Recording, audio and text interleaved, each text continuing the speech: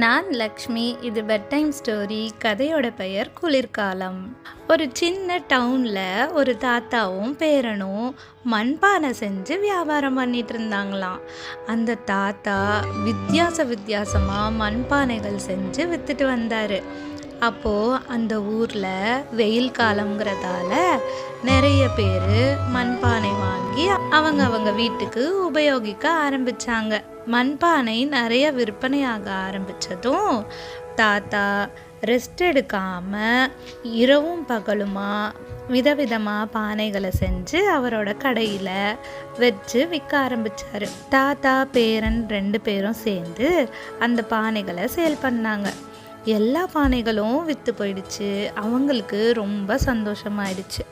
அப்புறம் அப்படியே குளிர்காலம் ஆரம்பமாச்சு.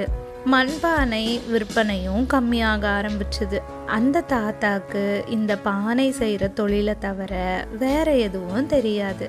அப்படியே கவலையில் உட்காந்துட்டு இருந்தார் அந்த குளிரில். அவர் அந்த குளிரில் கஷ்டப்படுற மாதிரி அங்கே இருக்கிற குட்டி குட்டி கோழிகள் நாய்க்குட்டிகள்லாம் கஷ்டப்படுறத பார்த்து வருத்தப்பட்டாராம்.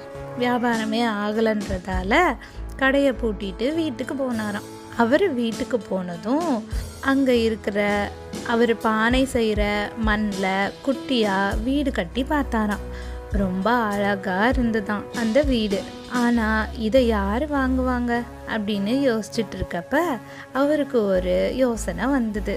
குளிரில் கஷ்டப்பட்ட நாய்க்குட்டிகள், பூனைக்குட்டிகள், கோழி குஞ்சுகள், கோழி அதுக்கெல்லாம் இதை வீடாக வைக்கலாம் அப்படின்னு அவர் பேரங்கிட்ட ஐடியாவை சொன்னார்.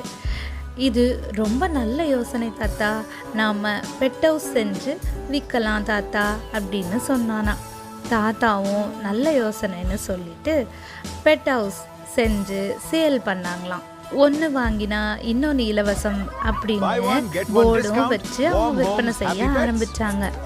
அந்த ஊர் மக்கள் குளிர்காலத்தில் கஷ்டப்படுற அவங்க வீட்டு விலங்குகளுக்கும் கோழிகளுக்கும் வீடு வாங்கிட்டு போக ஆரம்பித்தாங்க. அந்த தாத்தாக்கு மண்பானை விற்பனை தாண்டி மண் வீடுகளும் விற்பனையாக ஆரம்பிச்சுது. பேரனும் தாத்தாவும் மறுபடியும் சந்தோஷமாக வேலை செய்ய ஆரம்பித்தாங்க.